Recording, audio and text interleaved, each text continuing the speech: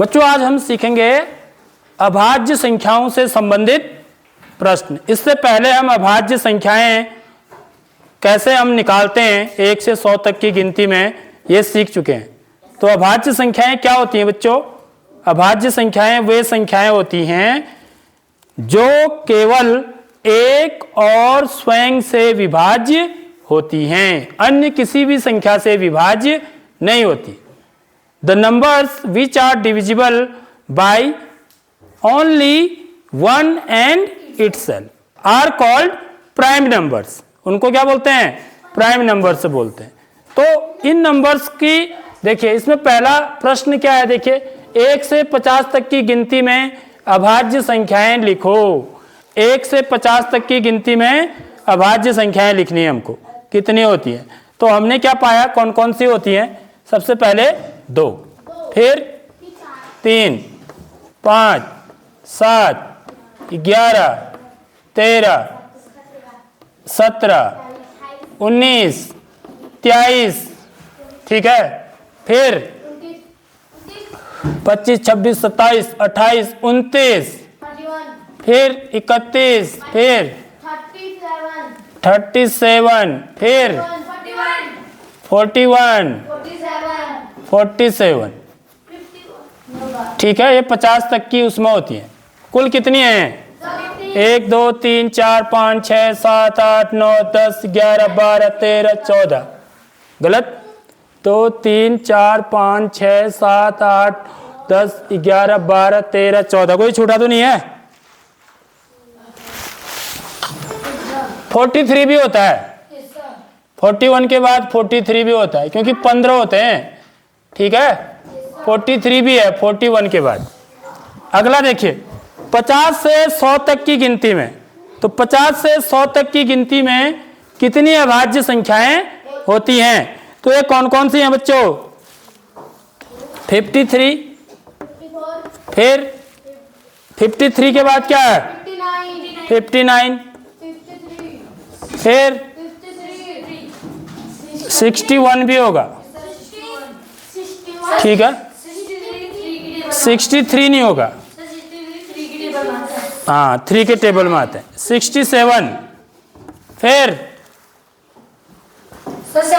71, उसके बाद 79, फिर 79 के बाद 83, 83 के बाद 89, फिर 97, फिर सीधे 97,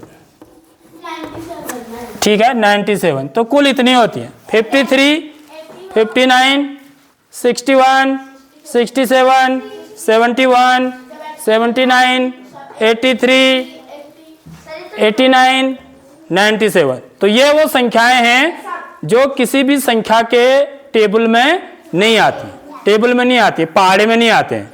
सीधी बात यह है, समझ में आ रही बात? तो इसका मतलब यह है कि यह संख्याएं क्या हैं? केवल एक और अपने आप से ही विभाज्य हैं, इसलिए इनको क्या बोला गया है? अभाज्य संख्याएं कहा गया, ठीक है। आगे बात समझ में बच्चों? तो ये 2 सवाल। अब तीसरा सवाल देखिए, यह सवाल भी बहुत बार पूछा जाएगा आपका। क्या है? सबसे छोटी अभाज्य संख्या लिखो। स्मॉलेस्ट प्राइम नंबर क्या होगी? 2 होगी। बिल्कुल सही बताया, क्योंकि शुरुआती 2 से हो रही है, देखो। उसके बाद चौथा प्रश्न है, वह अभाज्य संख्या लिखो जो सम होती है, इवन होती है। वह प्राइम नंबर आपको बताना है जो कि कैसी होती है? इवन होती है।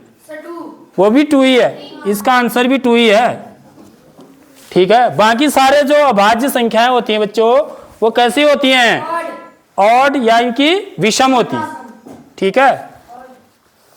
अब देखिए 1 से 100 तक की गिनती में कुल कितनी, नेक्स्ट क्वेश्चन है।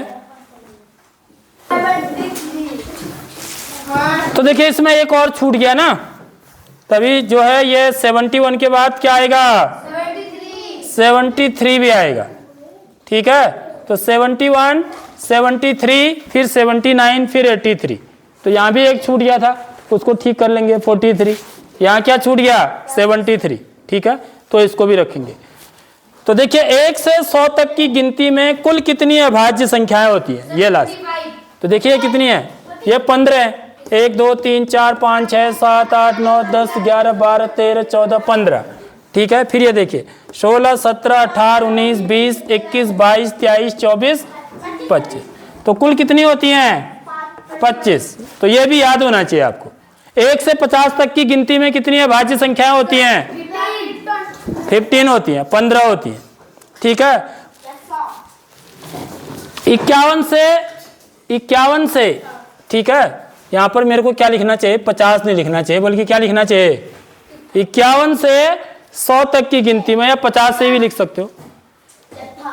तो 51 से 100 तक की गिनती में कितनी अभाज्य संख्याएं होती हैं, ये 10 होती है। ये टोटल कितनी है 10 है। ये कितनी है 15 है। तो टोटल कितने हो गए 25 हो गए। आगे बात समझ में सारे बच्चों के।